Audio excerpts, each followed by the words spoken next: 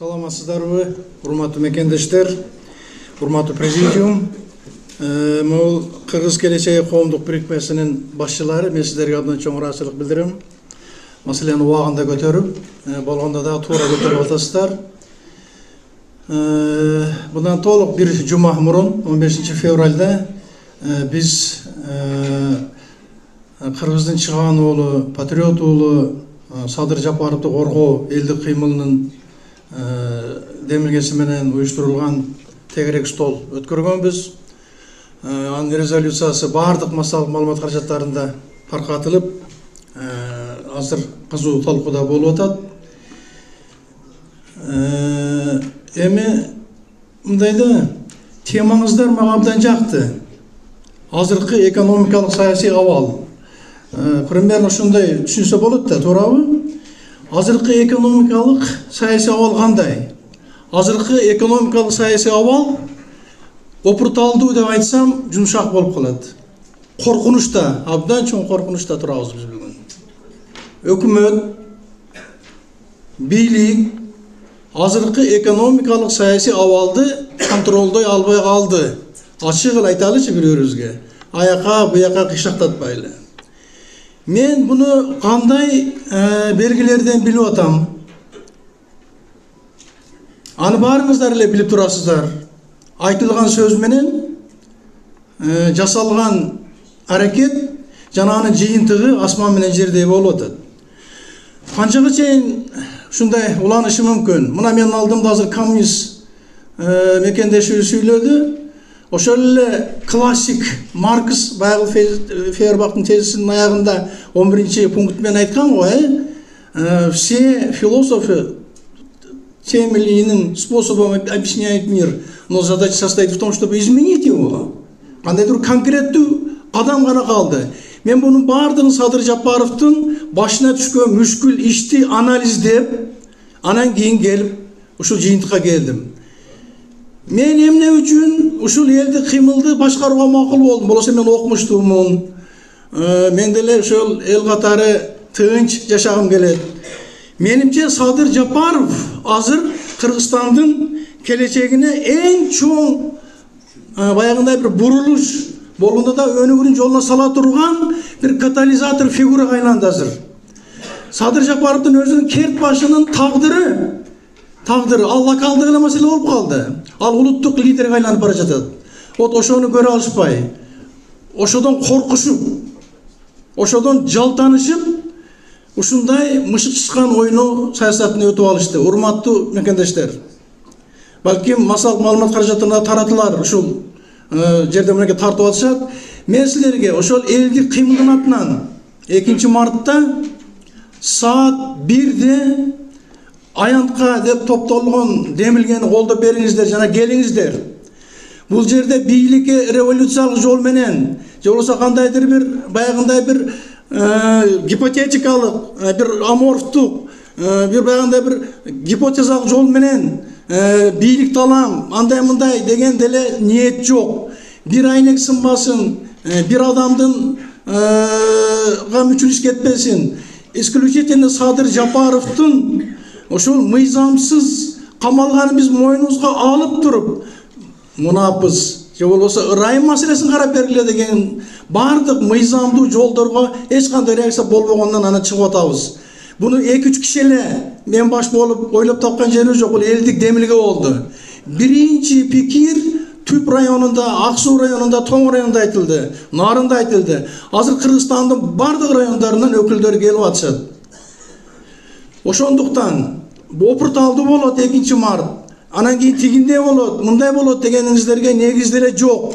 2 мартта менимче эл өзүнүн сөзүн ачык оюн айта турган бир ушундай площадка түзүп атабыз. Ошондуктан бардыгыңыздар эч кандай провокацияга берилбестен маселени бир точканын айлана чегесине локализовать этип сүйлөй берсек жакшы болот эле.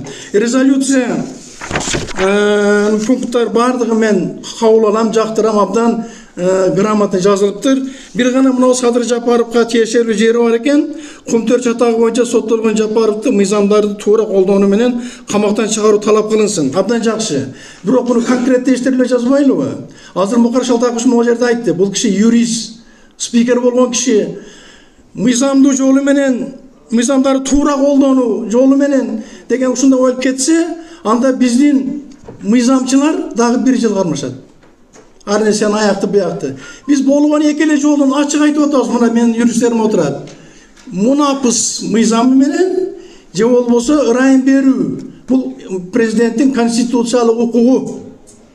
Ошол экөөнү ошол мына конкреттүү жазып коелучу, мына 4-чү пунктка. Мен жазып берем, аз жазып эле даярдап койдум.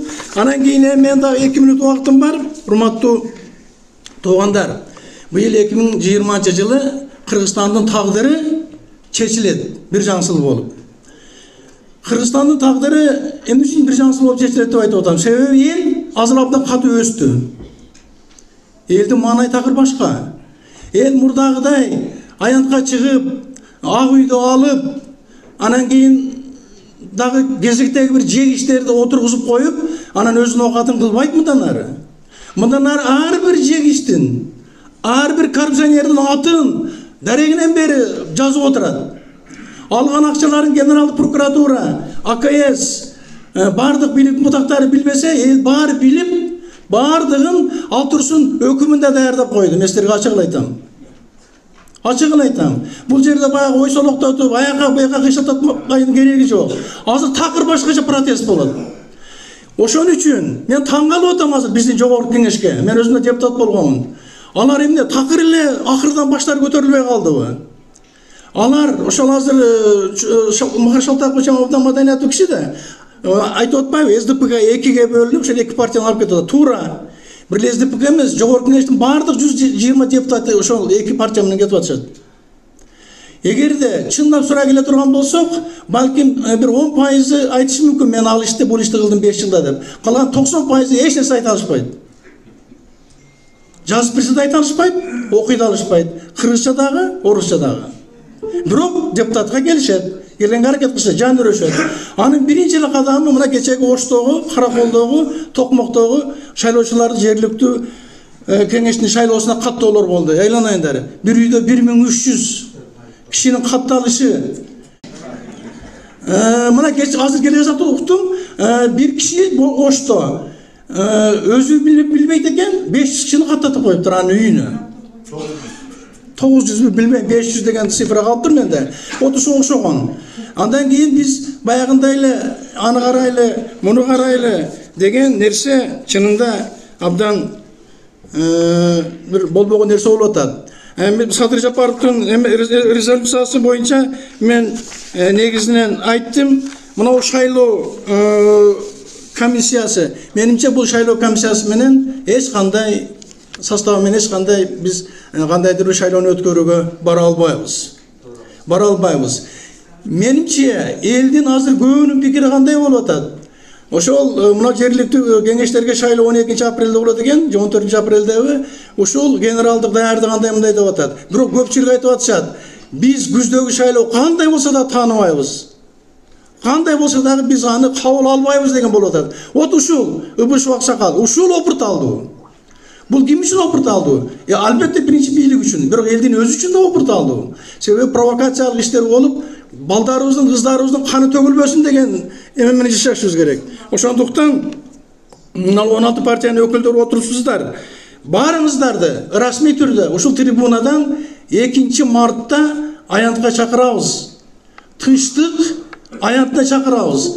Азыр көп партиянын лидерлери эмне кылып атышат? Аңдып, күтүп отурушат. Өлсө өкүрүп, өлмөсө бакырык деп. Мына ушул Кыргыздын түбүнө жете турган, сапат Кыргыздын түбүнө жете турган эме ушул болуп атат. Ана көбү ак үйдү акмалап, мага канча орун берип коет экен деп жүрөт. Эртеге эл бийликти кокусуна колуна алып, же кандай дагы бир чоң өзгөрүлө турган болсо, биринчи ошолор жүгүрүп барышат. Ошондуктан баарыбыз чечкиндүү бололу, баарыбыз бири-бирибизге ак сүйлөп, таза гана мамиле кылып, өзümüzdün geleceğimiz, ballarımыздın geleceği üçün kan götürgen işlerdi gana jasaylı. 200'lükten Kuday saklaсын. Barыңızlara çoğun rahmat.